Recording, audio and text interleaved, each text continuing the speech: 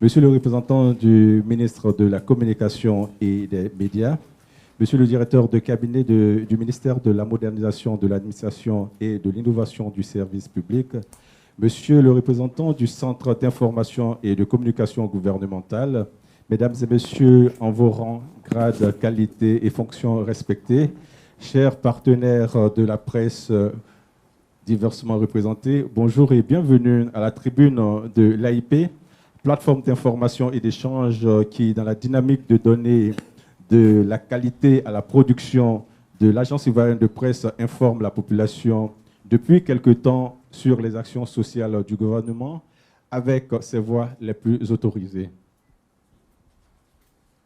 Pour le numéro de ce jour, nous recevons une dame qui prend beaucoup de plaisir à communiquer et surtout à rassurer par sa communication. C'est pourquoi l'Agence ivoirienne de presse, l'AIP, voudrait se réjouir et se féliciter de recevoir sur son plateau Madame Raymonde Goudou Kofi, ministre de la Modernisation de l'Administration et de l'Innovation du Service public, que je vous prie de saluer par des ovations.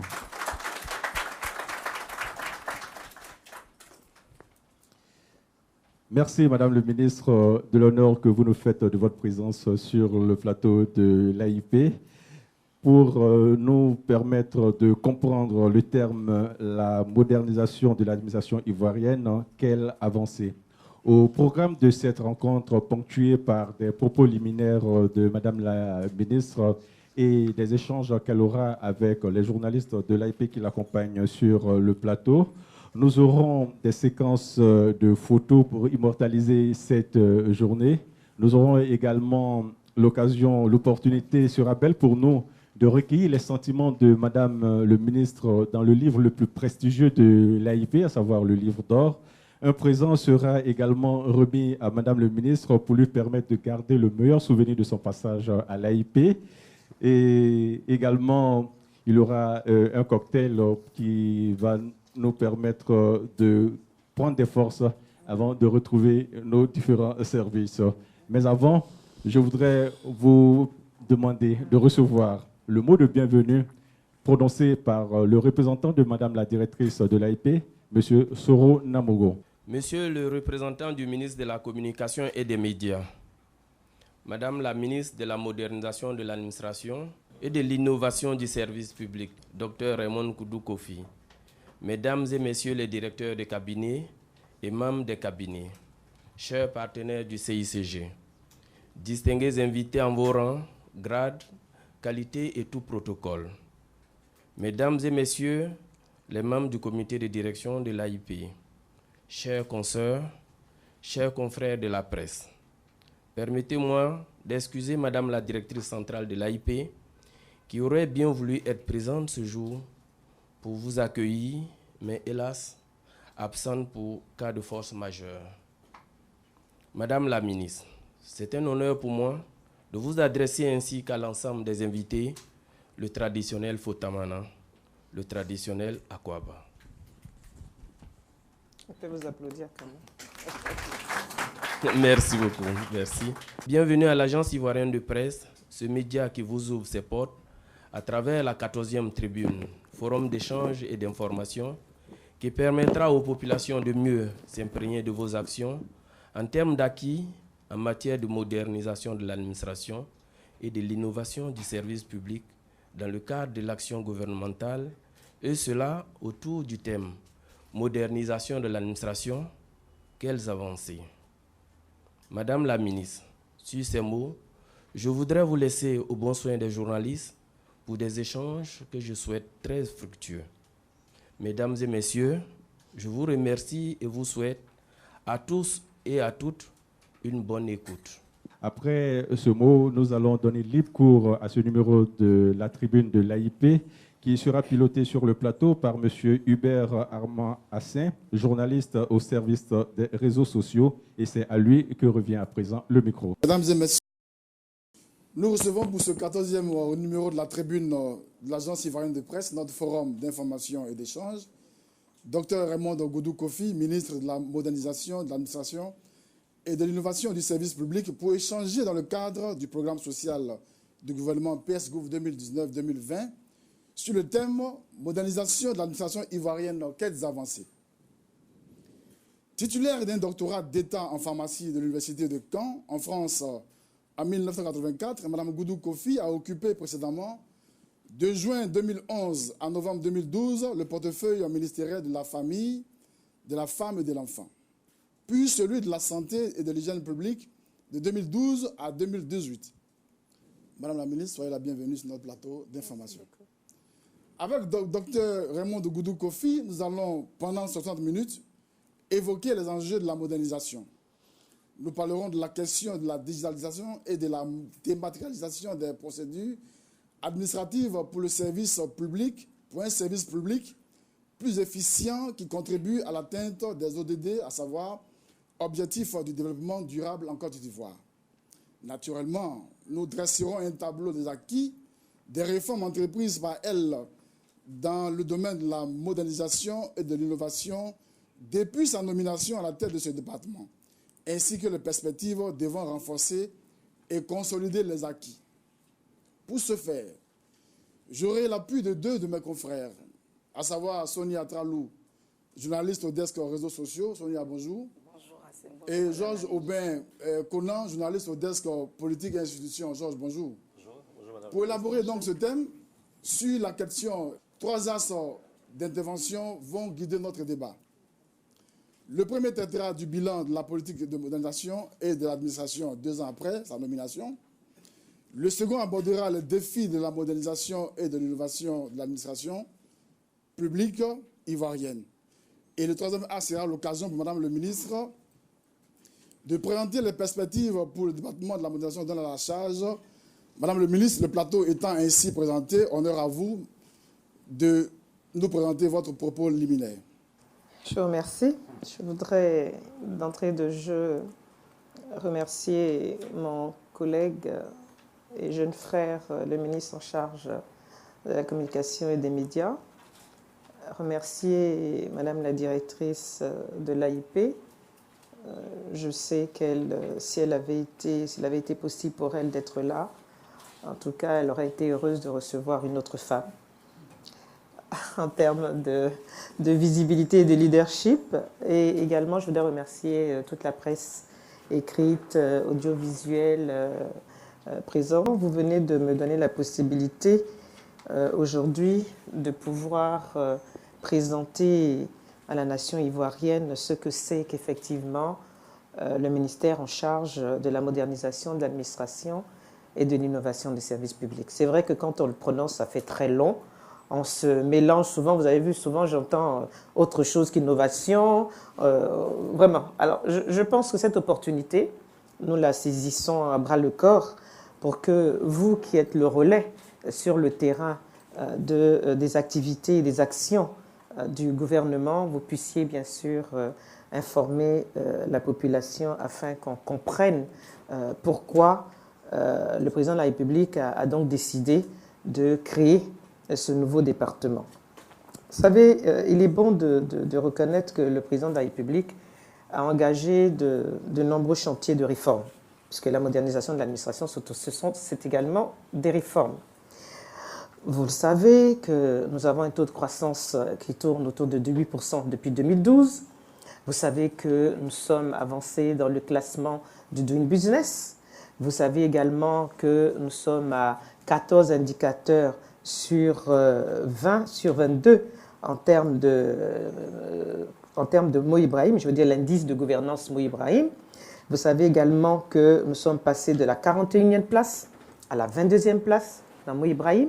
Vous savez également que dans le cadre du MCC, le Millennium Challenge Corporation, nous sommes passés de 14 indicateurs nous sommes entre 14 indicateurs aujourd'hui, nous devons atteindre 20 indicateurs. Et que nous avons également pu créer de nombreuses plateformes et des guichets uniques.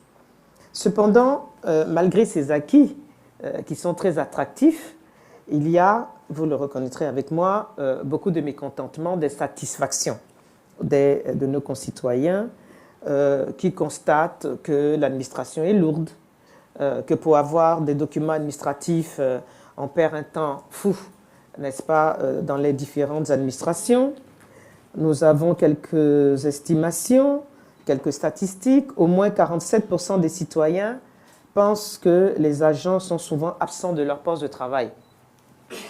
À quoi cela est dû? Mais toujours est-il que les retombées ont une perception négative pour la population et même pour l'extérieur. Il semblerait en tout cas que, selon les statistiques encore, qu'au moins 60% des concitoyens soutiennent que la corruption est prononcée dans notre administration publique. Nous allons pouvoir peut-être en parler. Pourquoi justement ce ressenti? Et il y a une chose également qui revient de façon récurrente, c'est la lourdeur dans la délivrance des actes administratifs. C'est-à-dire que vous lancez une demande, on vous dit que c'est au bout de 48 heures, vous revenez 72 heures après, ce n'est pas le cas. En tout cas, c'est le ressenti des populations. Alors, au vu de tous ces éléments de non-satisfaction des besoins des usagers vis-à-vis donc de l'offre et de la qualité des services de l'administration publique, Son Excellence, Monsieur le Président de la République, qui avait déjà créé par décret le ministère de la fonction publique et de la modernisation de l'administration en 2016, il a donc jugé opportun que pour apporter un élément de réponse à ces préoccupations des Ivoiriens dans notre administration, il a donc jugé opportun de sortir le volet modernisation de l'administration de la fonction publique et d'en faire un département ministériel à part entière. Donc, depuis le 19 juillet 2017, le ministère de la modernisation et de l'innovation des services publics a donc été créé par décret du président de la République. Alors, ce ministère, quelles sont ses missions? D'abord, ce ministère est transversal. Parce que dès qu'on parle d'administration, on a une vue tout à fait transversale pour que nous puissions impacter sur les activités des différents départements ministériels en ce qui concerne la correction de tous les maux dont je viens de parler. Donc, notre mission, la seconde mission, on peut dire seconde parce qu'il y en a quand même 5 ou 6, mais celle qui vraiment impacte réellement sur notre administration, nous avons en charge l'élaboration et la mise en œuvre de la politique d'informatisation. Elle est en cours. Nous avons pu avoir un cabinet qui nous appuie dans ce sens. Et il y a un élément extrêmement important parce que là, vous allez dans le monde entier lorsque vous parlez de modernisation de l'administration. Nous sommes allés au Portugal, nous sommes allés au Maroc, qui nous appuie, le Maroc nous appuie énormément. La première chose, la première étape, c'est la dématérialisation des procédures administratives. Pour que les usagers puissent avoir accès donc, à ces documents, il faut bien passer par une numérisation, une digitalisation de ces procédures administratives afin que les citoyens puissent en avoir accès. Ensuite, il y a un élément extrêmement important, c'est la transparence, puisque nous avons relevé la lourdeur et tout à l'heure dans mes premiers propos. Donc, un des éléments également essentiels, c'est la transparence dans la gestion publique et puis surtout, comment faire pour arriver à avoir l'Ivoirien nouveau. C'est un concept extrêmement important qui tient également à cœur au président de la République. Alors, en tant que jeune département ministériel, il est important, bien sûr, que pour pouvoir asseoir nos actions et toutes les activités que nous allons proposer aux Ivoiriens, il faut que nous ayons des textes. Donc, nous avons commencé, en tout cas, par l'élaboration de la loi sur la modernisation de l'administration. C'est basique, hein, il faut commencer par ça. Ensuite, pour que nous puissions continuer dans les actions que nous proposons au gouvernement, nous sommes en train d'écrire, comme je l'ai dit, la loi sur faire la politique de l'informatisation. Ensuite, nous avons, comme nous sommes arrivés, en tout cas après mon collègue qui a été le premier, le ministre Abina, qui a été le premier donc, ministre en charge de la modernisation de l'administration. Donc, lorsque nous sommes arrivés, le ministre Abina avait commencé l'élaboration du cadre stratégique. Donc, nous l'avons pris en cours, nous avons apporté quelques modifications et le PNUD, notre partenaire, nous accompagne pour lancer donc cette élaboration du cadre stratégique. J'espère qu'en fin d'année, nous serons arrivés à la première étape. Alors, nous avons également, nous sommes en train de réviser le décret de création de l'Observatoire du service public. Alors, cet observatoire du service public, je pense que nous aurons l'opportunité d'en parler. Je ne vais pas rentrer dans les détails maintenant, mais une chose qui est essentielle et sur laquelle que je veux anticiper en termes de questions, puisqu'il s'agit de présenter les avancées, n'est-ce pas, de notre département de façon générale. Lorsqu'on parle de dématérialisation, on parle tout de suite de ce qu'on appelle e-démarche administrative. Donc nous allons revenir.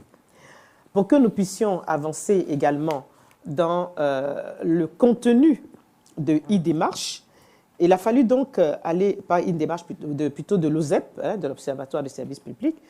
Nous avons essayé d'adapter un modèle qui marchait très bien, c'est-à-dire le modèle marocain, en créant le portail du citoyen que nous avons appelé Millet.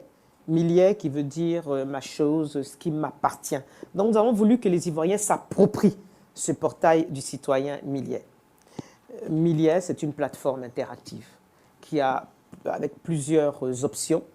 La première option, c'est bien sûr le centre d'écoute, le call center.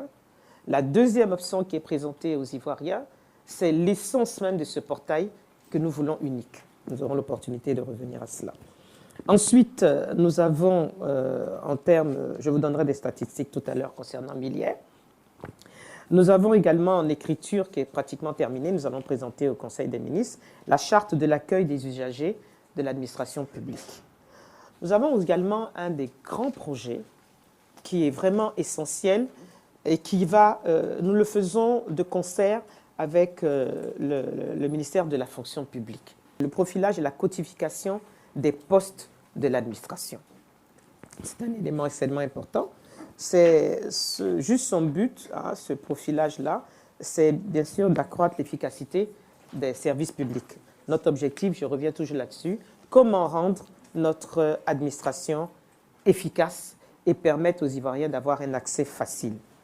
La définition des profils, si nous avons l'opportunité d'en parler, je veux dire que ce profilage et cette codification des postes de l'administration va nous permettre de définir les profils des ressources humaines.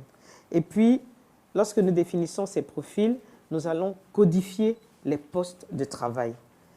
Et en même temps, nous allons faire en sorte qu'il y ait une adéquation entre le poste de travail, le titulaire du poste, la localisation géographique de ces ressources humaines, donc de ce titulaire du poste, le profil requis pour les missions et les activités, ainsi que les objectifs qu'on donne à ces ressources humaines pour que justement l'administration puisse atteindre ses objectifs de gouvernance. Nous avons également lancé les consultations régionales. Nous en reviendrons. C'est vraiment, en termes de consultations régionales, ce que nous pouvons retenir tout de suite, c'est vraiment des consultations qui vont être des appuis aux collectivités territoriales, hein, comme le stipule d'ailleurs notre décret. Alors, ce que je voulais vous dire également, c'est que nous avons un programme, un projet qu'on appelle e-tree. Alors, e-tree, entendez par là l'arbre, c'est un arbre photovoltaïque que nous avons pu voir à Nevers lorsque nous sommes allés lors d'une conférence. Alors, ça fait penser un peu à notre arbre à palabre, en fait, si on veut schématiser cela. C'est un arbre et sous lequel on compte même l'installer pas loin de chez vous ici, grâce au gouverneur du district autonome d'Abidjan. Et cet arbre, qui a la configuration d'un arbre, avec un siège en dessous et tout, lorsque vous vous y rendez, vous avez la possibilité d'avoir le réseau, vous avez la possibilité d'avoir de l'eau, vous avez la possibilité d'avoir de l'électricité. Donc vous imaginez un peu si dans chaque commune de notre pays, nous avons un arbre, ce que moi j'appelle l'arbre à palabre ivoirien. Cet arbre-là va servir à qui exactement? D'abord à tous ceux qui vont passer, qui ont besoin à un moment donné de charger leur portable. Donc ils ont accès à Internet gratuitement. Ils peuvent se ressourcer. De passage, ils ont de l'eau. Est-ce que ça, ce n'est pas un élément de cohésion? Tout le monde peut venir là pour essayer de trouver une solution à une difficulté qu'on rencontre entre-temps. Mais même mieux, je vais même au-delà, parce que cela nous emmène à avoir une ville intelligente, hein, comme cela est préconisé aujourd'hui en termes de dématérialisation, de digitalisation.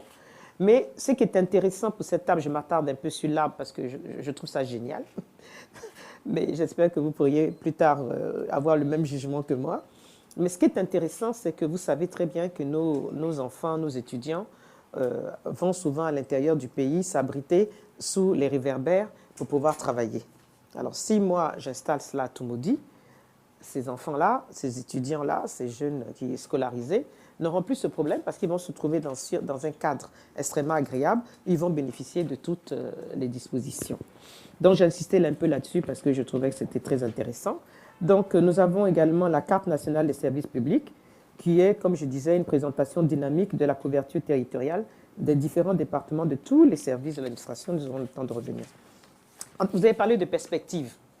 Alors, perspective à court et moyen terme. Pour moi, à moyen terme, c'est la maison du citoyen. C'est le grand projet pour lequel nous n'avons pas encore de financement, sur lequel nous sommes en train d'essayer de trouver des financements. Nous avons déjà des partenaires qui se présentent. Mais je dois vous dire que la maison du citoyen, c'est un site, ça aussi c'est un cadre de cohésion. Un cadre de cohésion et de prise en compte des préoccupations des populations. C'est un site, un endroit où, avec des box à l'intérieur desquels se trouvent des box qui représentent les différentes structures de l'administration. Ça peut être le ministère de l'Intérieur, ça peut être l'AIP, ça peut être d'autres structures. Et les citoyens, disons les clients, on les appelle les clients, hein, les usagers en fait, vont se rendre dans ce site. Et s'ils ont besoin, par exemple, d'une carte rapidement, d'avoir un document administratif, ils vont s'y rendre, quelqu'un les reçoit, séance tenante avec leur identifiant. Vous savez que la carte d'identifiant unique est en train d'être élaborée. Avec ce numéro-là, ils vont pouvoir avoir accès à tous les documents administratifs dont ils ont besoin.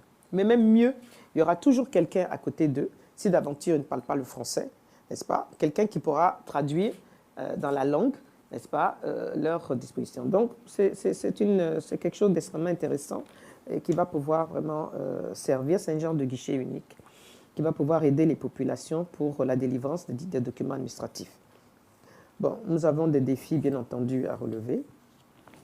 L'impact, vous avez parlé des avancées, il y a un impact énorme. Notre département a un impact énorme sur l'économie de notre pays, puisque nous-mêmes, nous sommes membres, n'est-ce pas, de Doing Business, étant entendu que ce que nous apportons, n'est-ce pas, si nous réussissons vraiment à alléger nos citoyens, mais nous allégeons en même temps les investisseurs, hein, qui vont pouvoir avoir les documents dont ils ont besoin pour s'installer dans notre pays et contribuer ainsi à l'économie. Donc voilà un peu assez ramassé ce que je voulais vous dire. Vous voyez que si je devais rentrer dans tous les détails, vous allez voir que je pense qu'il ne faudra pas seulement 2 heures, il nous faudra même plus parce que c'est ça justement le ministère de la modernisation de l'administration. C'est un département extrêmement important et je dois vous dire que lors du lancement du portail Miliais, beaucoup d'entre vous étaient présents à ce lancement en présence donc de Monsieur le Premier ministre. Monsieur le Premier ministre, dans son discours, a demandé donc à la ministre de la Modernisation de rendre compte au gouvernement tous les trimestres du retour des requêtes des Ivoiriens par rapport surtout au portail Miliais. Donc c'est quelque chose d'extrêmement important. Le gouvernement y attache du prix parce que, et c'est là où cela rejoint le PS Gouv, le programme social, parce que tout ce que le gouvernement fait, en retour, bien sûr, c'est un peu un retour sur investissement. Que pensent les Ivoiriens de ce PS Gouv? Et sur le portail Miliais, nous recevons justement ces requêtes, ces observations, ces plaintes, ces satisfactions. Si vous mettez un programme en place et que vous ne savez pas quel est le ressenti, vous êtes d'accord avec moi que cela inhibe un peu les actions que vous voulez faire. Donc voilà un peu, Madame et Messieurs ce que je pouvais vous dire en termes de propos liminaires. J'espère ne pas avoir été trop longue. Merci, Madame le ministre. Je crois que vos propos liminaires sont très denses. Et en même temps, je vais vous poser la question de savoir, puisque nous sommes dans l'AS 1, bilan de la politique de modernisation de l'administration, 2 ans après votre prise de service. Alors, dans la nomenclature de vos projets, il y a 2 projets que nous avons retenus, que moi j'ai retenus. Il s'agit de l'informatisation de toute l'administration ivoirienne et surtout de la dématérialisation, effectivement, et de la simplification des procédures administratives. Alors, je voudrais savoir, d'entrée de jeu, qu'est-ce qui a fait le blocage au point qu'aujourd'hui, nous ne sommes pas à cette étape phare de l'informatisation de toute l'administration ivoirienne? Vous savez, à part peut-être la Lettonie, dans le monde entier, à part ce pays, je ne crois pas qu'il y ait un pays qui ait totalement réussi l'informatisation de son administration. Je ne crois pas. J'en suis même à la limite un peu persuadée parce que c'est le seul pays qui présente un aspect sans papier. Vous savez, nous avons des pays qui sont très avancés. Il y a le Portugal, même la France, avec laquelle j'ai beaucoup échangé, nous dit on a encore beaucoup à faire pour se débarrasser donc du papier. Voyez-vous, nous sommes un pays jeune, vous êtes d'accord avec moi? Et nous avons, je pense, une vision à travers la vision du président de la République. C'est de progressivement d'abord satisfaire nos citoyens. Quand ils s'adressent à notre administration,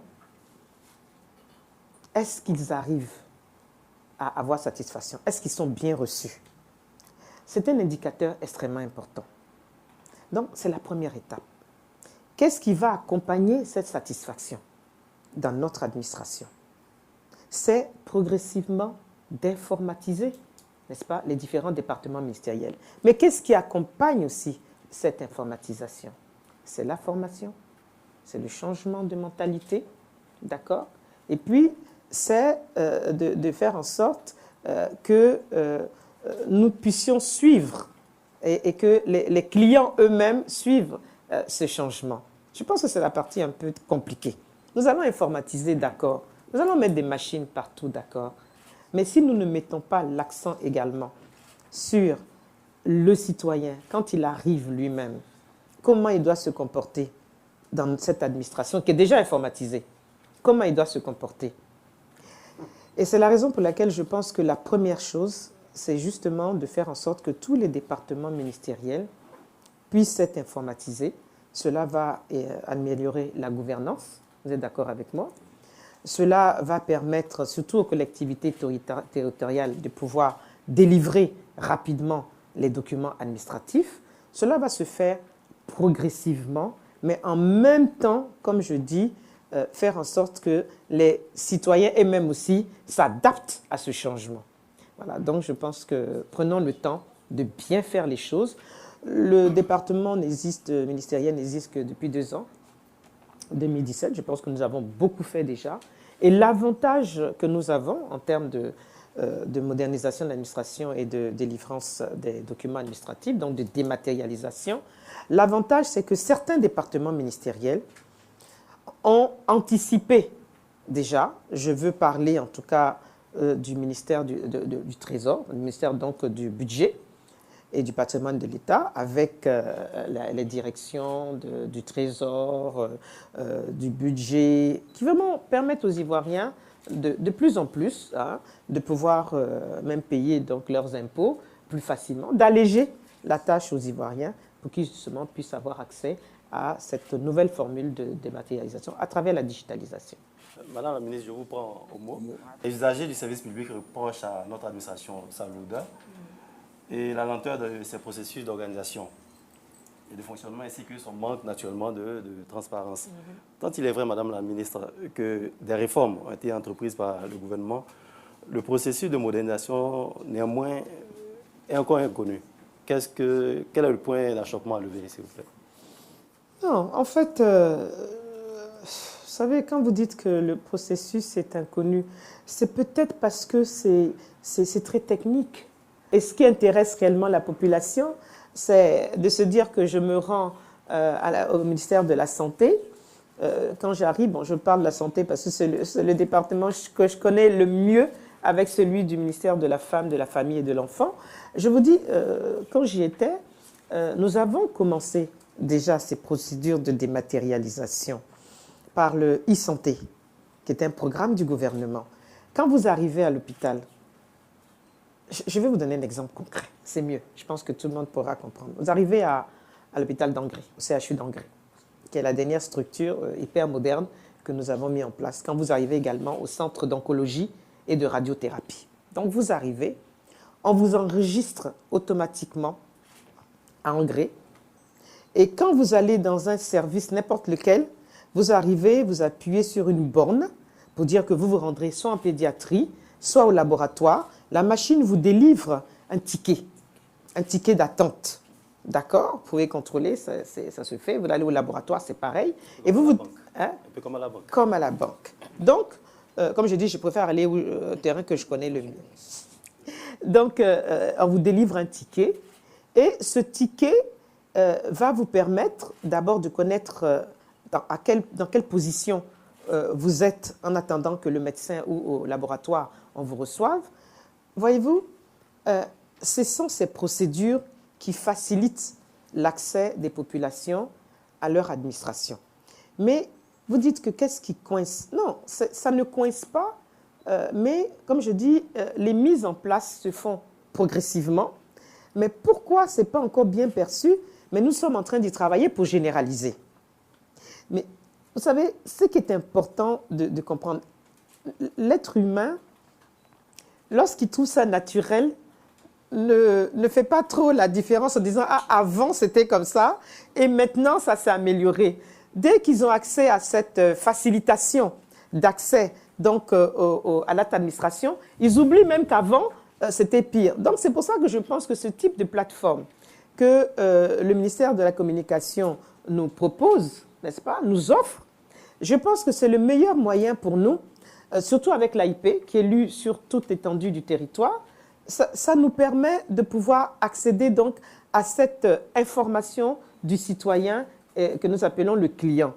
Mais je voulais vous rassurer, hein, monsieur, et vous dire que nous sommes même allés très vite, parce que nous sommes devenus un modèle.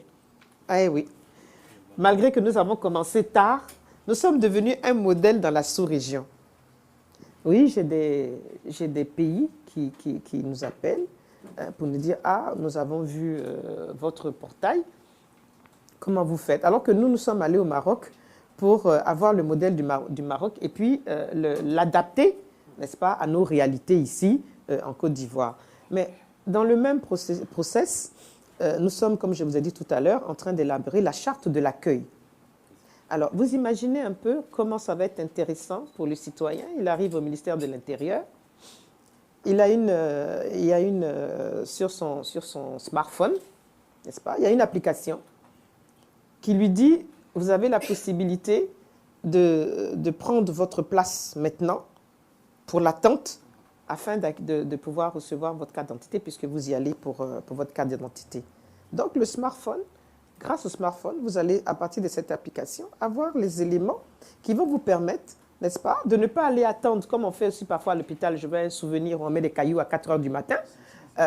C'est des réalités, hein, dans certains services en son temps. Les gens venaient à 4 heures du matin mettre des cailloux pour ne pas perdre leur place. C'est tout ça que nous sommes en train d'évacuer. Ce n'est pas digne pour cette Côte d'Ivoire qui est vraiment à un niveau aujourd'hui, où nous devons nous débarrasser de toutes ces lourdeurs, n'est-ce pas? Et aujourd'hui, vous arrivez dans certains hôpitaux, ça va se généraliser. Vous connaissez votre place. Vous arrivez au ministère de l'Intérieur, vous allez connaître votre place. Vous arrivez à la banque, c'est déjà fait. Vous voyez, c'est tous ces éléments de facilitation auxquels nous souhaitons arriver et permettre à la Côte d'Ivoire qui va atteindre son émergence, n'est-ce pas, d'avoir des indicateurs solides qui permettent à la Côte d'Ivoire, plutôt à la Côte d'Ivoire de dire que ce pays a fait beaucoup de choses et que ce pays avance. Justement,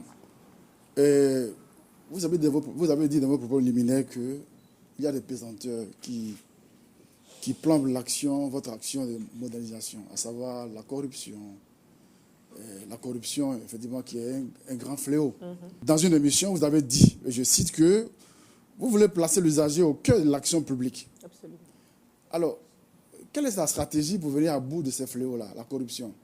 Vous vous rendez compte, quand on se rend au ministère de la Justice, notamment à la justice pour établir des actes, au lieu de 2000 francs, on paye plus de 2000 francs.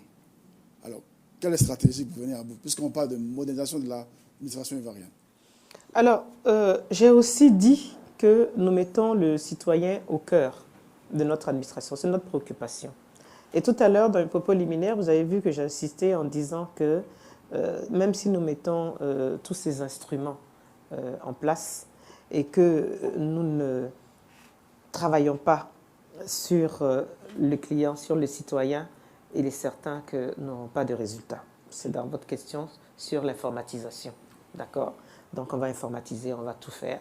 Mais si nous ne sensibilisons pas aussi le client qui va se rendre, pour l'exemple que vous avez donné au ministère de la Justice, et qui lui-même contribue totalement à cette corruption. Moi, je suis une scientifique, j'aime les exemples concrets. Dernièrement, j'ai quelqu'un de ma famille qui partait pour renouveler son passeport. Elle s'est rendue donc au siège et elle attend. Bon. On lui dit, bon, attendez, la personne qui devait vous recevoir était en train de fêter son anniversaire dans l'enceinte de la structure. Il y a quelque chose qui ne va pas. Donc elle attend. Et puis, enfin, il y a une dame, elle est allée frapper un bureau, elle dit, mais ça fait longtemps que j'attends. Et puis, on donne son nom, et puis elle voit Goudou. Puis elle regarde la tête, puis elle dit, mais vous êtes parenté à la ministre Goudou Raymond? Ah, oui, c'est ma sœur. Ah, d'accord. Je vous passe les autres commentaires d'appréciation. Ok, c'est bien, ça a aidé en tout cas, ça l'a aidé. Et maintenant, on l'a conduit de bureau en bureau pour pouvoir renouveler son passeport. Et elle a attendu, entre-temps, elle a attendu 1h30. Hein. Et quand elle a terminé, elle me dit à moi, je dois retirer mon passeport après-demain, mais vraiment, quand je vais arriver, je vais faire un cadeau à la dame là, parce que vraiment, grâce à elle, j'ai pu. J'ai dit, mais est-ce que tu es obligé de lui faire un cadeau?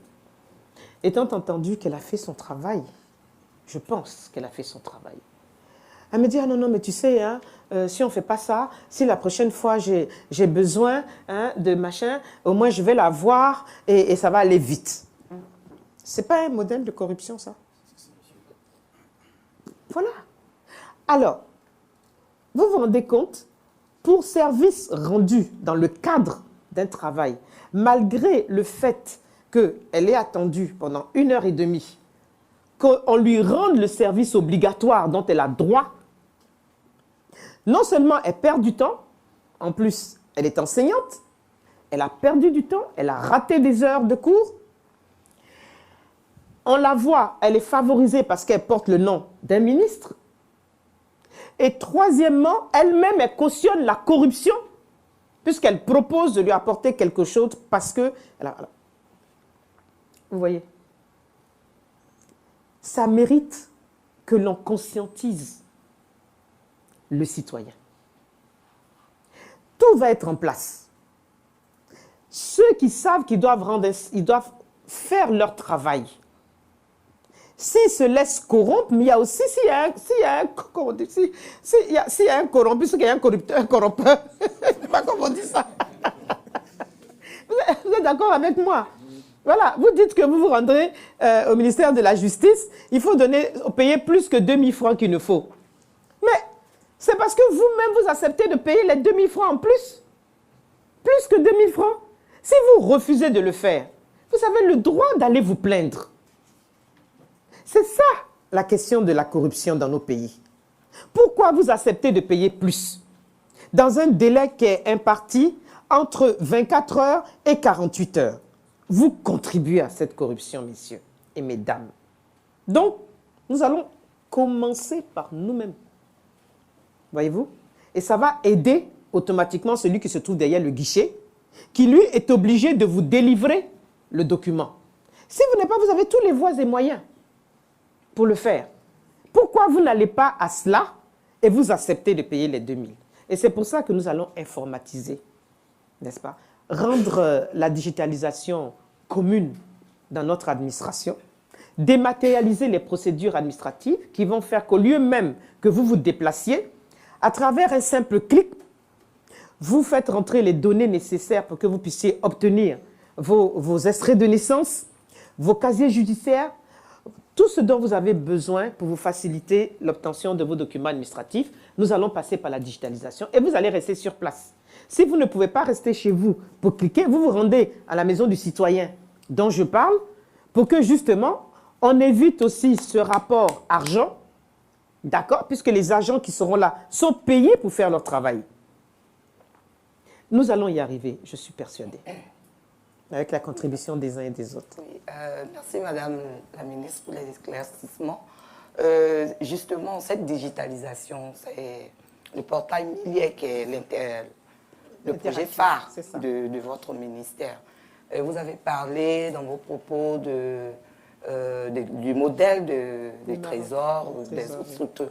J'aimerais savoir comment se passe la collaboration entre ces plateformes des régies financières qui ont débuté et Milier. Et comment ça se passe pour un usager qui veut entrer sur cette plateforme? D'accord. En tout cas, c'est une question extrêmement pertinente, comme les autres d'ailleurs, mais qui permet toujours de mettre le citoyen au centre. Et là, madame, nous sommes dans la phase 2, Oui. l'axe 2, Oui. c'est-à-dire le défi de la modernisation et l'innovation de l'administration publique ivoirienne. D'accord. Effectivement, c'est un défi que nous sommes lancés lorsque nous sommes arrivés à la tête de ce département. Et en termes de défi, je dois vous dire que je voudrais en profiter pour remercier Son Excellence, Monsieur le Président de la République, parce que chaque fois qu'il m'a nommé un poste, je suis arrivée quand il y avait pratiquement, c'était le désert, j'allais dire administratif pratiquement, et je me rends compte qu'à chaque fois, il me demande de relever des défis et je m'en honore. Alors, en termes également encore de défis à relever dans ce nouveau département, il s'agissait pour nous de regarder un peu, madame, comment faire, puisque nous avons décidé de mettre le citoyen au centre, comment faire pour recueillir, n'est-ce pas, les requêtes. Et comment faire en sorte que nous puissions avoir une plateforme unique qui va prendre des liens de ceux qui ont déjà anticipé dans leurs différents départements ministériels, n'est-ce pas, sur ces préoccupations des populations, en termes de dématérialisation et en termes de requêtes. Parce que Milier est un portail interactif. Nous avions au départ créé l'OSEP, donc l'Observatoire. Et maintenant, quels sont les outils à l'intérieur de l'OSEP pour permettre aux citoyens de faire ces requêtes? Le call center a été mis en place dès 2017. Ensuite, nous sommes arrivés avec Milier. Que dit Milier? Milier dit, voilà, le Trésor a une plateforme, a mis en place une plateforme de requête logée au Trésor. Le ministère du Budget a également mis en place des portails. Le président de la République nous dit, c'est notre décret, assurer la coordination de tous ces outils en tant que ministre en charge de la modernisation de l'administration. Et quels sont ces outils? Je vous ai dit, nous avons le call center. Il y a des ministères qui en ont. Nous avons les différents liens, les différents portails, à un niveau de direction. Ensuite, nous avons maintenant la possibilité de recevoir, et ça c'est inhérent à Milier, de recevoir les requêtes, observations, satisfaction ou non satisfaction sur un portail unique, mais en même temps sur le smartphone également. Il y a un ministère qui a, et ça vraiment je voudrais féliciter le ministre en charge du budget et du portefeuille de l'État.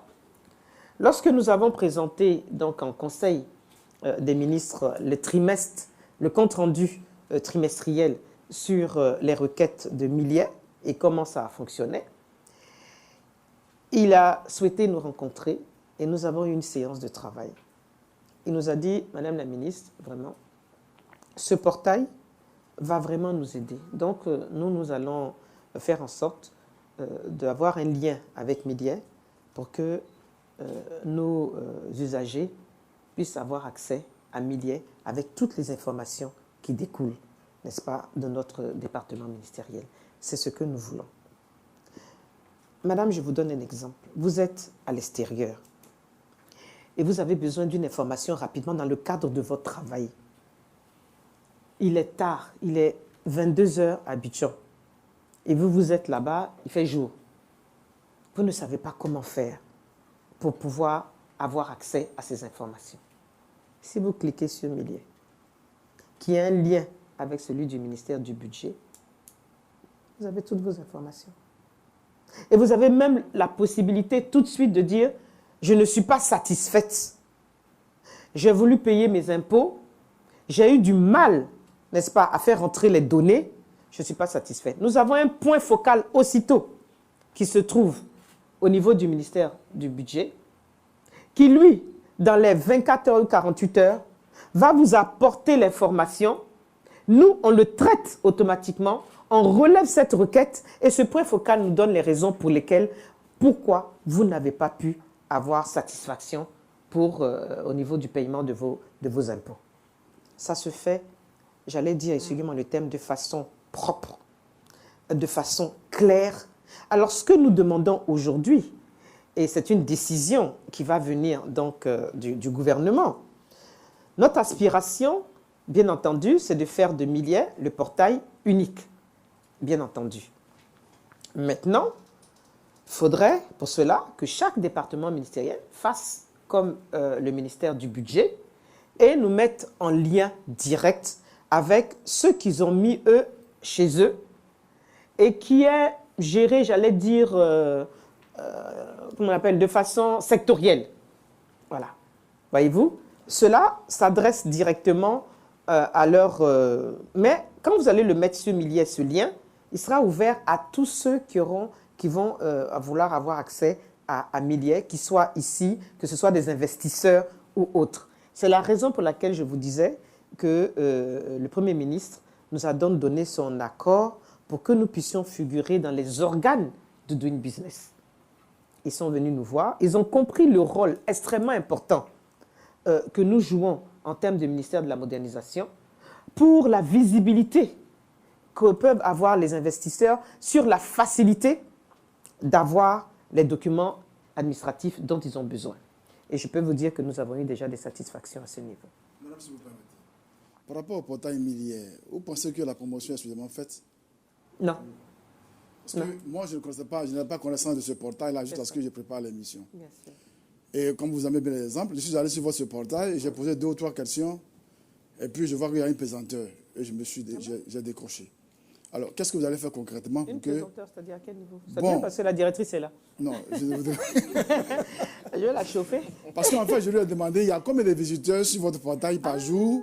C'est moi qui ai posé la question. Combien de visiteurs par jour et combien de visiteurs par mois? Et sur quoi portent fondamentalement les requêtes? Est-ce que je peux avoir une idée pour préparer mon émission avec madame? Bon, je n'ai pas eu de... C'est différent. Alors. Voilà, je n'ai pas eu de suite. Vous avez interrogé? Oui, j'ai interrogé. Ah oui, non, bien sûr, ce sont des...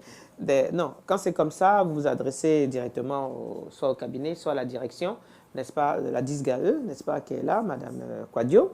Et vous aurez, parce que ce sont des informations normalement que vous aurez pu même avoir au niveau même du CICG, puisque le CICG est représenté ici, je voudrais m'en féliciter, n'est-ce pas, et dire que ces informations, vous pouvez l'avoir au niveau du CICG, parce qu'ils ont tous les textes qui sont passés en Conseil des ministres, Et la dernière communication que nous avons faite, vous avez tous ces éléments dedans. Je veux dire que c'est encore une possibilité, hein. Je ne dis pas que c'est exclusivement, puisque c'est livré. Ce sont des informations qui sont livrées à la population. Nous sommes aujourd'hui pour la période, le trimestre dernier, nous sommes à 272 requêtes. Est-ce que vous êtes satisfaite? Ah oui, pour un trimestre, oui. 200? Oui, oui, mais absolument. Parce que, écoutez, vous avez parlé, vous avez demandé est-ce que nous sommes satisfaits de notre communication. Je vous ai dit non. Ah non, non, je ne suis même pas satisfaite du tout. Mais pas du tout. Et d'abord, la communication coûte cher. Ça coûte très cher de communiquer. Nous sommes en train de chercher des partenaires. Vous-même, vous savez très bien que lorsque vous demandez que nous communiquions, vous nous demandez aussi de payer des choses. Tout ça là aussi, il faut qu'on révise un peu tout ça aussi. Vous êtes d'accord avec moi? Donc, donc nous n'allons pas rentrer dans les détails. Je suis un département qui n'a pas de gros moyens, malgré la taille et la transversalité de mon département ministériel. Alors, en termes de requêtes, comme je dis, non, je ne suis pas satisfaite, mais je suis satisfaite des requêtes du trimestre. Je dis bien du trimestre. Je suis satisfaite des requêtes du trimestre. Nous avons eu donc 272 requêtes qui ont été traitées. Oui. Dans ces requêtes-là, les demandes les plus fréquentes, concernent quel domaine? Ça, c'est très intéressant. Alors, il y a le ministère de la Construction et de l'Urbanisme qui vient en deuxième position après le ministère de l'Intérieur, le ministère de l'Intérieur par rapport aux cartes d'identité, à la délivrance des cartes d'identité. Nous avons, je pense que c'est, je ne veux pas rentrer dans tous les détails parce que les informations ont été déjà publiées, mais je veux dire que pourquoi ces deux départements ministériels, justement, font l'objet de demandes. C'est au niveau du ministère de la Construction et de l'Urbanisme, c'est souvent pour l'obtention de la CD. Ça, c'est des choses que vous savez. Et donc, actuellement, le ministère de la Construction et de l'Urbanisme fait partie des 300 procédures administratives, c'est-à-dire e-démarches, voilà, avec lesquelles nous sommes en train de travailler. Nous avons également le ministère de l'Intérieur concernant la délivrance des cartes d'identité, n'est-ce pas, qui fait l'objet en tout cas d'observations assez récurrentes des populations. Donc le ministre, ouais, c'est ça qui est intéressant. C'est-à-dire que sur les réseaux sociaux, les gens disent beaucoup de choses. Nous avons des fakes et puis nous avons des choses vraies. Comment faire un peu le ménage entre ces deux positions et que tirer de là? Donc, quand vous voyez qu'on attaque souvent un département ministériel, il est bon que le ministre en soit, j'allais dire, officiellement informé. Ce n'est pas qu'il ne le sait pas. Mais lorsqu'il voit que, par exemple, sur 272 requêtes, il y a par exemple, je donne un exemple, il y a par exemple 60 qui lui soient attribués en un trimestre, automatiquement, il fait attention, n'est-ce pas? Il s'interroge en se disant « Ah, mais qu'est-ce qui ne va pas ?» Vous savez, un ministre est censé avoir la responsabilité de son département. Mais c'est comme à la maison. Vous voyez votre enfant arriver, il va à l'école, il vient régulièrement, et un jour, on vient vous dire à la mère « Votre fille se drogue. » Et pourtant, tous les jours, vous voyez cet enfant. Et pourtant, tous les jours, vous travaillez avec lui. Vous voyez, c'est ça qui est intéressant dans l'information. Donc, compléter l'information que nous avons régulièrement permet aux différents départements ministériels d'améliorer, n'est-ce pas, le traitement des informations qui leur parviennent. Donc, Milia joue ce rôle et notre objectif aujourd'hui, c'est bien entendu de faire en sorte que Milia soit mieux connu. Mais au-delà de ça, c'est de faire en sorte que le ministère de la Modernisation et de l'Innovation des services publics soit encore mieux connu. Mais la RTI est là. Je voulais remercier la RTI. Nous sommes passés à la Côte d'Ivoire en marche, où il y a eu un reportage extraordinaire. Et je profite donc de mon passage ici pour remercier le ministre encore une fois de la Communication et des Médias et dire que c'est ce genre d'émissions qui permettent de nous appuyer puisque nous cherchons des partenaires qui vont nous permettre de pouvoir en permanence, n'est-ce pas, faire passer nos informations et puis faire mieux connaître Millet et notre département ministériel, qui ne se limite pas à Millet, mais qui est vraiment, j'allais dire, l'outil essentiel qui va permettre de faire baisser un peu l'insatisfaction de nos clients, de nos concitoyens vis-à-vis de l'administration publique. Madame la ministre, le projet ITRUI, un énorme défi à relever avec tout cet incivisme qu'on connaît à Abidjan. Comment comptez-vous y prendre? Bon, quand vous dites incivisme, vous craignez qu'on nous enlève des éléments? Oui, qu'on enlève destruction. Bon, vous savez, je suis d'accord avec vous, mais qui ne tente rien ne voit rien. Moi, je suis prête à faire ça, ce premier projet pilote. Et puis, nous allons évaluer.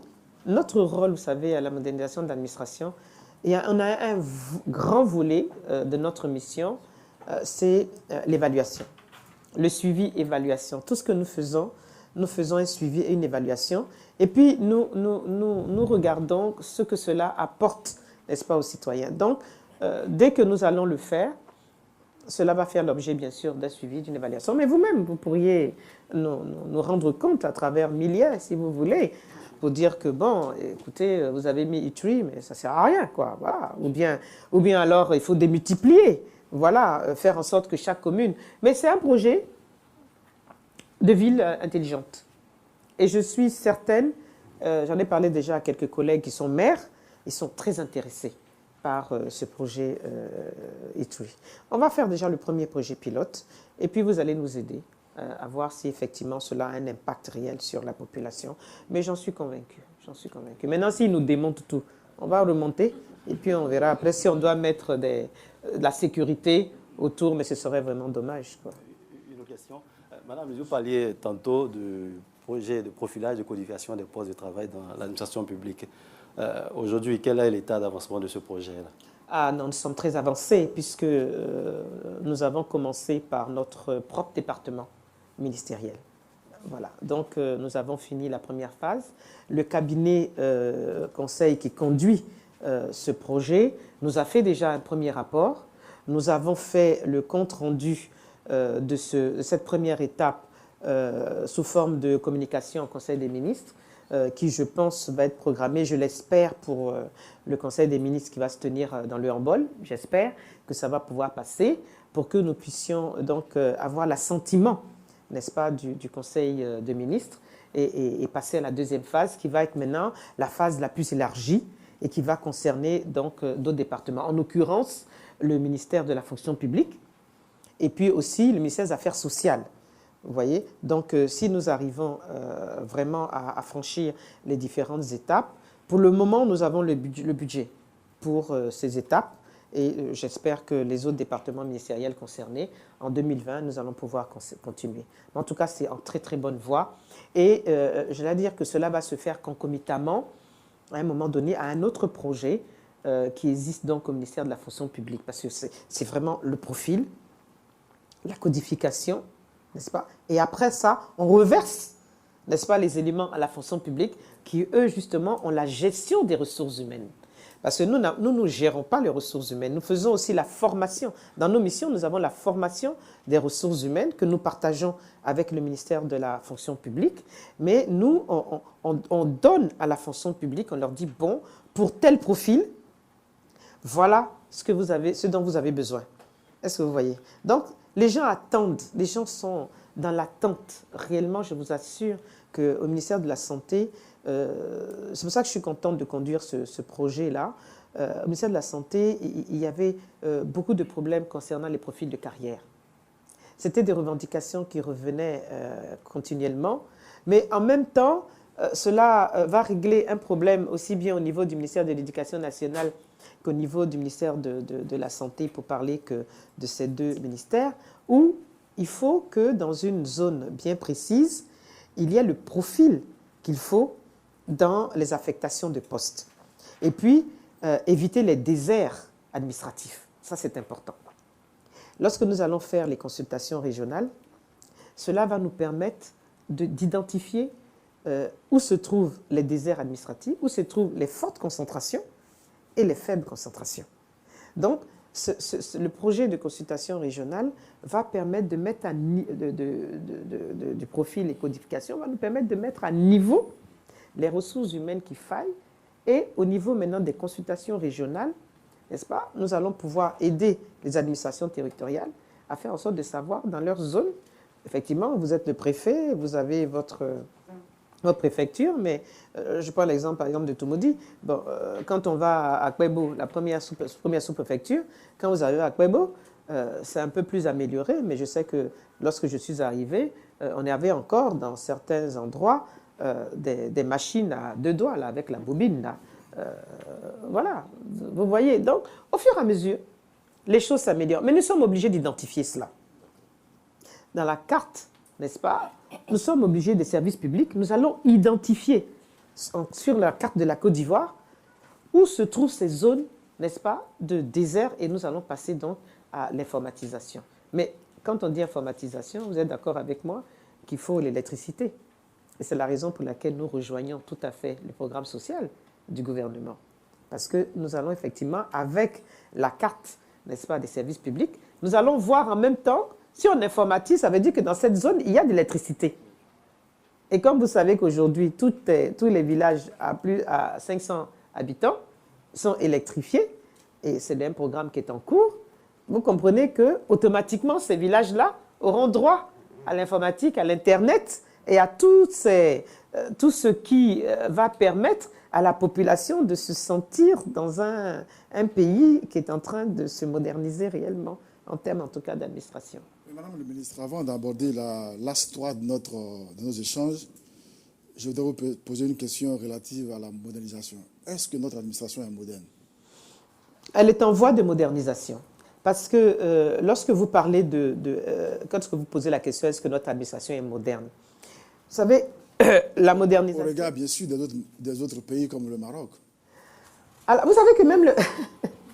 Excusez-moi, mais je voulais vous dire que vous savez que même lorsque je parlais même avec le ministre marocain, il me dit, on est en train de moderniser, on n'a pas fini.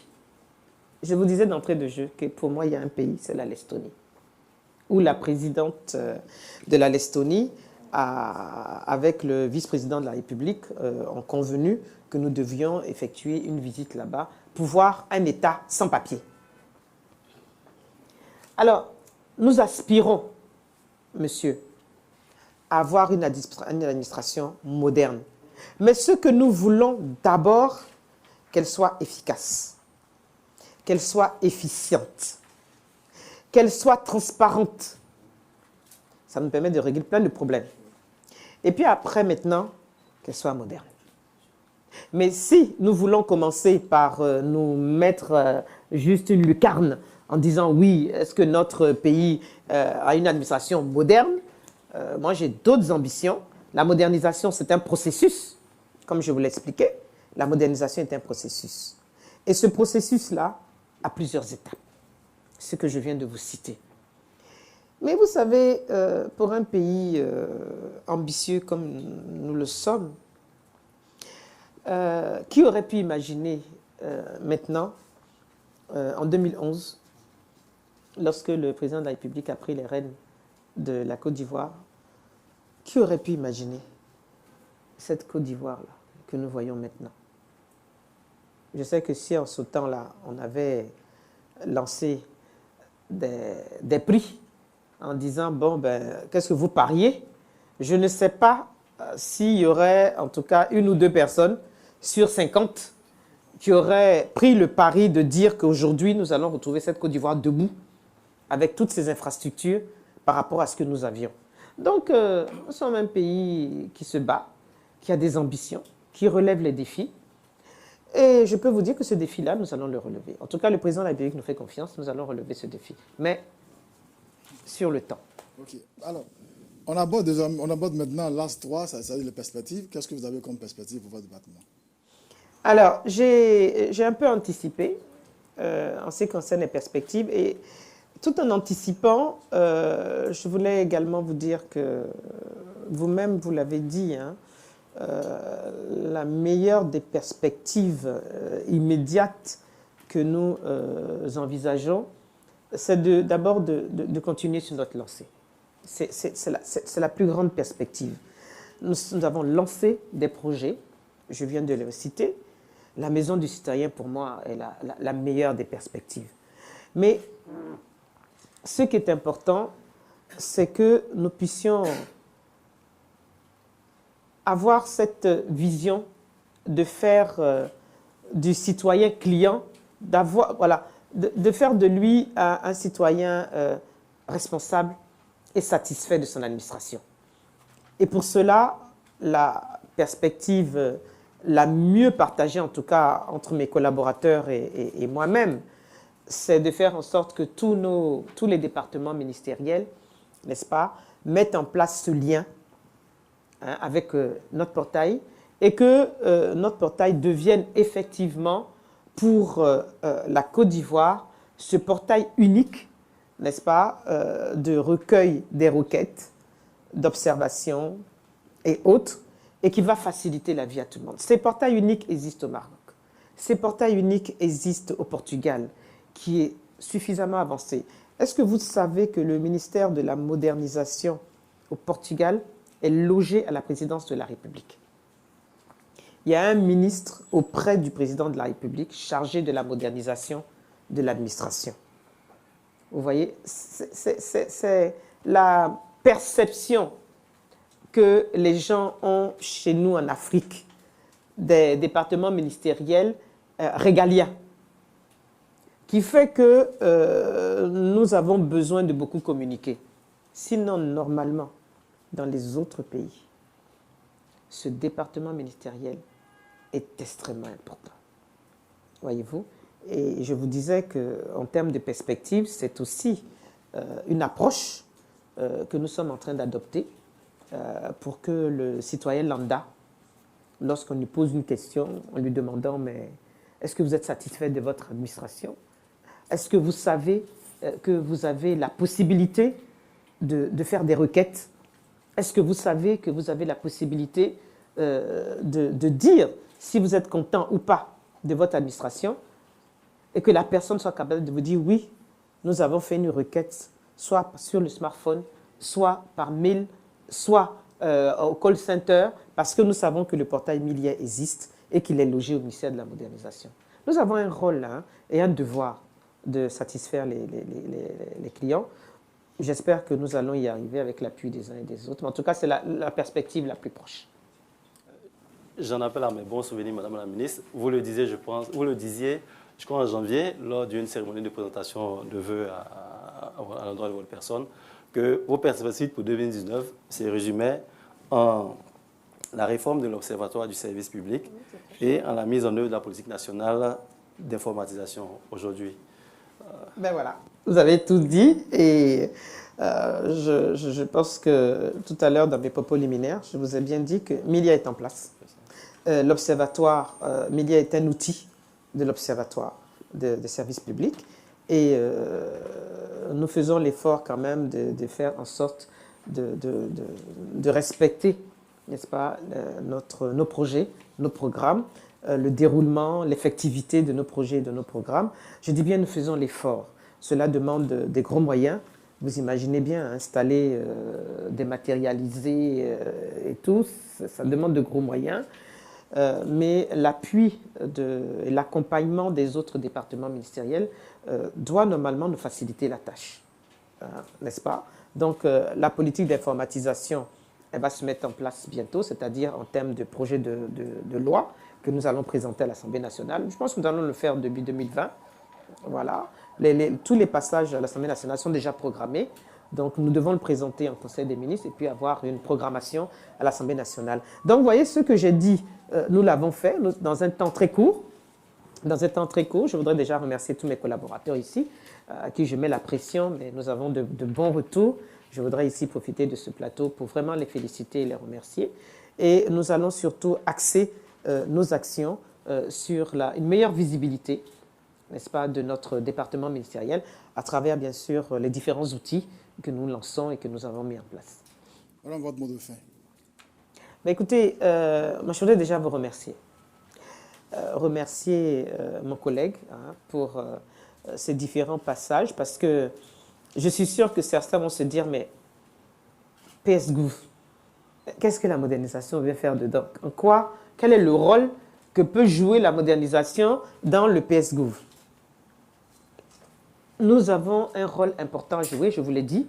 Nous sommes de plein pied dans le PSGouv à travers la satisfaction, n'est-ce pas, des citoyens et à travers la possibilité pour eux de pouvoir avoir un outil, un instrument qui leur permet de dire si les actions de mise en place, n'est-ce pas, de facilitation que met le gouvernement au niveau de la santé, au niveau de l'éducation, au niveau de l'hydraulique, au niveau de l'électrification et autres des infrastructures, est-ce que les Ivoiriens sont satisfaits?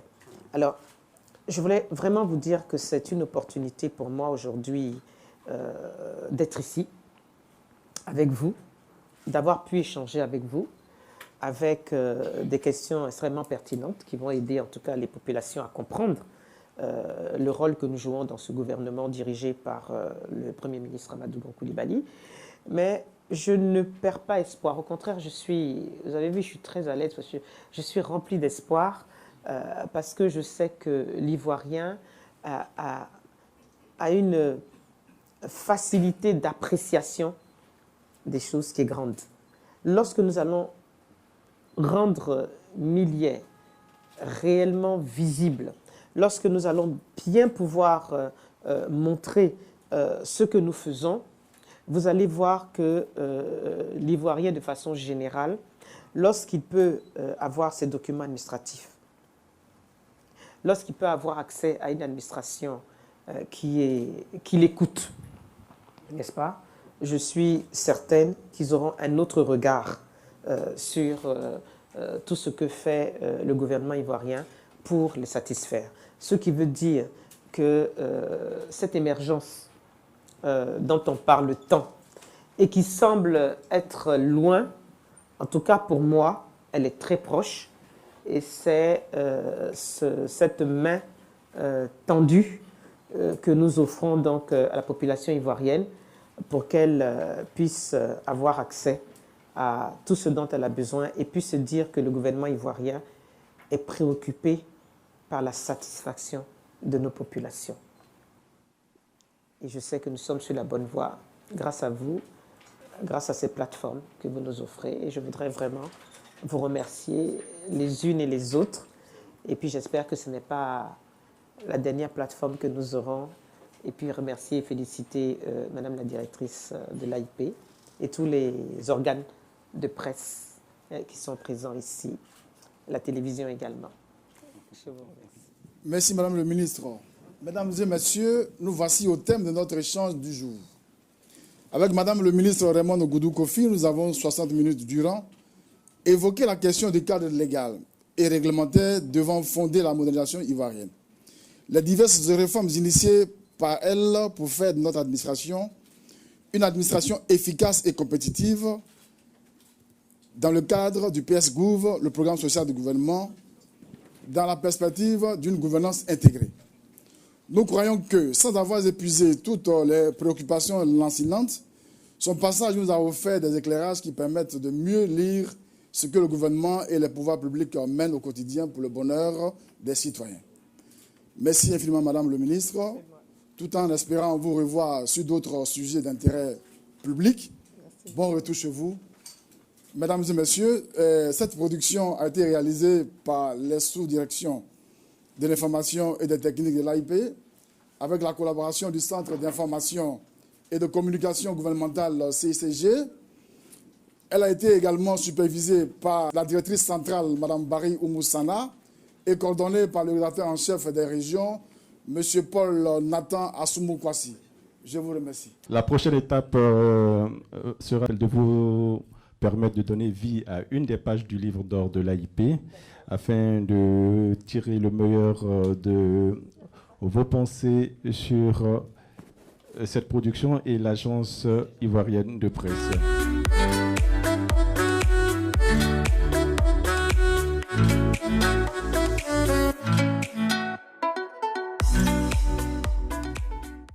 Cette tribune offerte au ministère de la modernisation de l'administration et de l'innovation du service public est une opportunité pour partager avec toute la Côte d'Ivoire les défis et les perspectives de notre département. Mettre le citoyen au cœur de l'administration publique est notre devise. Merci à Monsieur le ministre de la Communication et des Médias, à Madame la directrice centrale de l'AIP, au CICG et à toute la presse présente. Dieu veille sur la Côte d'Ivoire. Dr Raymond Goudou Kofi.